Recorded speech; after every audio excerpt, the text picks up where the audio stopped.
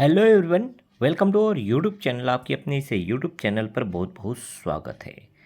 तो यहाँ जो है हम आज सामान्य विज्ञान के बहुत ही इम्पोर्टेंट अति महत्वपूर्ण बहुविकल्पी प्रश्न हल करने वाले हैं, जो कि आपकी आगामी एग्ज़ाम के लिए बहुत ही इम्पोर्टेंट रहने वाला है। तो स्टार्ट करते हैं। और सबसे पहला क्वेश्चन आपकी स्क्रीन पे यहाँ दिख रहा होगा, रॉकेट इंजन कार्य सिद्धांत किस पर आधारित है। तो आपके पास चार ऑप्शन है, न्यूटन की गति का पहला नियम, या न्यूटन की गति का दूसरा नियम, या न्यूटन की गति का तीसरा नियम, और चौथा ऑप्शन जो है ऊर्जा का संरक्षण। तो किस सिद्धांत पर आधारित है, बस ये आपको बताना है। तो इसका करेक्ट आंसर जो होगा वो होगा न्यूटन की गति का तीसरा नियम। न्यूटन की गति का तीसरा नियम जो है इसका करेक्ट आंसर होगा। और ये जो नियम है क्या कहता है वो भी हम देख लेते हैं। तो आप देखेंगे कि इसकी व्याख्या कि न्यूटन का तीसरा नियम कहता है कि प्रत्येक क्रिया के बराबर और विपरीत प्रतिक्रिया होती है। रॉकेट इंजन इसी सिद्धांत पर कार्य करता है, जहां ईंधन के दहन से उत्पन्न गैसें विपरीत दिशा से निकलती है, जिससे रॉकेट आगे बढ़ता है। ठीक है, तो मान लीजिए ये रॉकेट है, इस तरह से रॉकेट है। तो यहाँ पे जो है ईंधन या फ्यूल भरा होता है।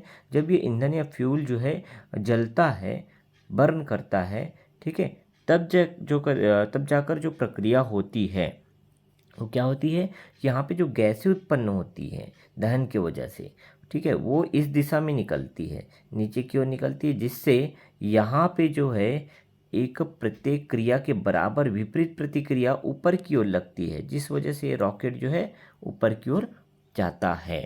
ठीक है, तो ये इसका सिद्धांत था। आगे देखते हैं, नेक्स्ट क्वेश्चन आपके स्क्रीन पे दिख रहा होगा, निम्नलिखित में से कौन सा जो है एक उपधातु है। तो कौन सा एक उपधातु है, आपके पास चार ऑप्शन है, सिलिकॉन, ब्रोमीन, लेड और इनमें से कोई नहीं। तो ये उपधातु कौन सा, ये आपको बताना है। चार ऑप्शन आपके सामने हैं। ठीक है, आपने कभी ना कभी ये क्वेश्चन पढ़ा होगा। तो इसका करेक्ट आंसर जो है उपयुक्त में से एक से अधिक, लास्ट ऑप्शन। ठीक है, ध्यान रखिएगा, कोई नहीं कह दिया था मैंने, लेकिन उपयुक्त में से एक से अधिक। क्यों पता है, क्योंकि यहाँ पे सिलिकॉन और ब्रोमीन ये दोनों की दोनों उपधातु हैं। यहाँ पे आप देखेंगे कि सिलिकॉन और ब्रोमीन जो है दोनों उपधातु हैं। सिलिकॉन जो है ठोस उपधातु है, जबकि ब्रोमीन एक द्रव उपधातु है। ठीक है, ब्रोमीन क्या है, एक द्रव है, जबकि सिलिकॉन क्या है, सॉलिड है, ठोस है। तो दोनों की दोनों जो है उपधातु है, मतलब एक से अधिक इसका करेक्ट आंसर होगा ऑप्शन के हिसाब से। ठीक है, आगे आते हैं नेक्स्ट क्वेश्चन पे, रक्त का थक्का बनने में कौन सा विटामिन सहायक है। तो कौन सा विटामिन जो है रक्त का थक्का बनाता है, ए, बी, सी या के। तो इसका करेक्ट आंसर आपका होगा कि विटामिन के जो है ना, जो रक्त का थक्का जमाने में सहायक होता है, विटामिन के। डी ऑप्शन करेक्ट होगा। विटामिन के जो है रक्त का थक्का बनाने में महत्वपूर्ण भूमिका निभाता है, जिससे रक्त स्त्राव को या ब्लीडिंग को रोका जा सकता है। कहीं आपको चोट लगती है तो जो है कुछ समय बाद रक्त जो है थक्का बन के सूख जाता है, ये रुक जाता है या बंद हो जाता है। इसका कारण सिर्फ और सिर्फ विटामिन के है। विटामिन के कारण जो है ये जो है थक्का बनता है। विटामिन के जो है सहायक है थक्का बनाने में। ठीक है, आगे चलते हैं। तो कौन सा जो है ग्रीन हाउस गैस नहीं है, आपको बताना है। आपके पास चार ऑप्शन दिख रहे होंगे, methane, carbon dioxide, carbon monoxide या अमोनिया। तो जो है ग्रीन हाउस गैस कौन सा नहीं है, ग्रीन हाउस गैस जो है मीथेन, कार्बन डाइऑक्साइड और कार्बन मोनोऑक्साइड, ये तीनों जो है ग्रीन हाउस गैस है। यहाँ पे बोला है नहीं है, तो जो अमोनिया है ना वो ग्रीन हाउस गैस नहीं है। इसका करेक्ट आंसर जो होगा वो अमोनिया होगा, ऑप्शन डी। ठीक है, अमोनिया ग्रीन हाउस गैस नहीं है, जबकि methane, carbon dioxide, carbon monoxide green house gas है, जो वायुमंडल में उष्मा को फंसाती है। ठीक है, आगे चलते हैं। नेक्स्ट क्वेश्चन आपको दिख रहा होगा, ये बहुत ही इंपॉर्टेंट क्वेश्चन है, हर एक एग्जाम में इसको पूछा जाता है, प्रकाश वर्ष किसकी इकाई है। भाई वर्ष देख करके बहुत लोगों को डाउट होता है, वो समय पर टिक लगा के आ जाते हैं अकॉर्डिंग टू ऑप्शन, लेकिन ये जो है गलत है। वर्ष देख करके आपको समय पे नहीं लगाना है। प्रकाश वर्ष जो है वो दूरी की इकाई है, डिस्टेंस का जो है यूनिट है। ठीक है, प्रकाश वर्ष जो है दूरी की इकाई है, मतलब करेक्ट आंसर इसका ए होगा। और यहाँ पे हम इसकी व्याख्या देखें तो ये समझ पाओगे कि प्रकाश वर्ष जो है दूरी को दर्शाता है, जो कि प्रकाश एक वर्ष में तय करता है। मतलब प्रकाश द्वारा एक वर्ष में तय की गई दूरी को ही प्रकाश वर्ष कहते हैं, अतः यह दूरी की इकाई है, समय की इकाई नहीं है। ठीक है, नेक्स्ट क्वेश्चन आपको दिख रहा होगा, ध्वनि की गति किस माध्यम से में सबसे अधिक होती है? वायु में, जल में, इस्पात में या शून्य में? ठीक है, आपको बताना है कि ध्वनि किस में सबसे तेज चलता है। तो इसका करेक्ट आंसर होगा जो है इस्पात। इस्पात में ध्वनि जो है सबसे अधिक चलती है। वायु, जल या शून्य में इसकी स्पीड जो है कम होती है। लेकिन अगर बात करें कि गति की, स्पीड की, ठीक है, तो इस्पात में सबसे ज़्यादा जो है ये तेज चलती है ध्वनि। ठीक है, आगे चलते हैं। नेक्स्ट क्वेश्चन आप देख पाओगे, इसकी व्याख्या पहले देख लेते हैं कि ध्वनि की गति ठोस पदार्थों में सबसे अधिक होती है क्योंकि उनके अणु पास होते हैं।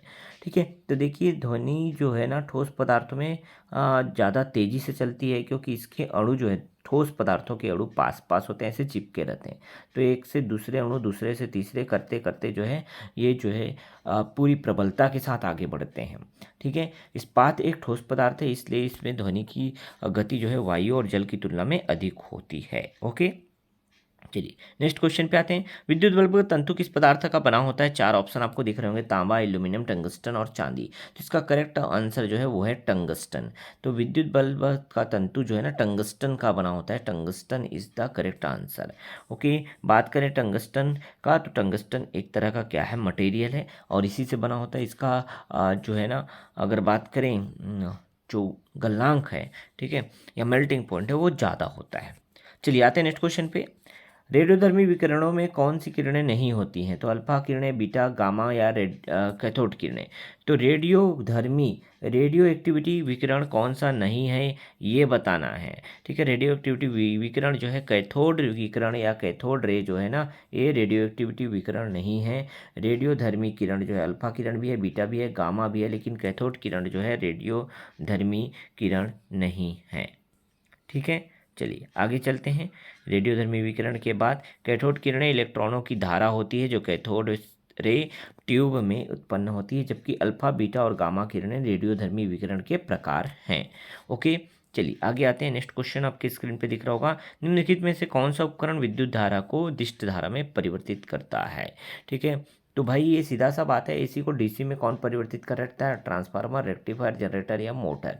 ठीक है, तो 4 ऑप्शन है। इसका करेक्ट आंसर जो है दिष्ट धारा में परिवर्तित करने वाला कौन सा उपकरण है? तो रेक्टिफायर है। रेक्टिफायर जो है डीसी में परिवर्तित करता है, एसी को डीसी में परिवर्तित करता है। उस उपकरण को क्या कहते हैं? रेक्टिफायर कहते हैं। बहुत इंपॉर्टेंट है, इसको जरूर याद रखिएगा, रेक्टिफायर किसे कहते हैं।